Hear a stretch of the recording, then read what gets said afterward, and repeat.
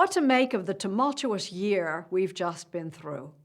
Some thoughts and pictures to go with them from our good friend and CBS News correspondent emeritus, Bob Schieffer.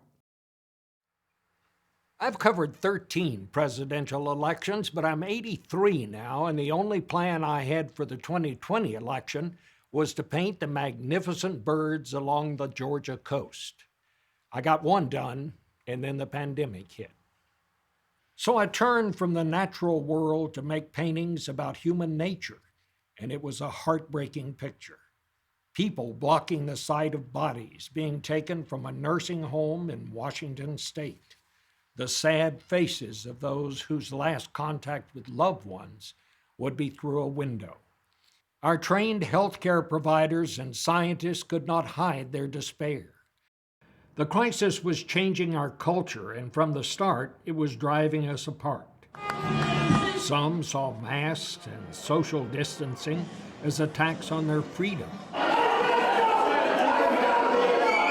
And in Michigan, heavily armed militants stormed the state capitol. With every brushstroke, I wondered how we had come to this. No justice! No peace! The police killing of George Floyd in Minneapolis brought waves of Black Lives Matter activists to the nation's streets and produced the year's most unexpected picture. As protesters were driven from a park near the White House, the president walked into the area, stood before a church, held up a Bible, and posed for photographers. He offered no explanation except to say it was not his Bible.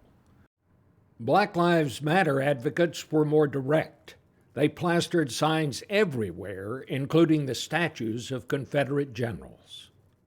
Amidst the turmoil, John Lewis, the towering icon of the civil rights movement, died in July, followed by the passing of another icon, Ruth Bader Ginsburg. And yes, it was all background to the election.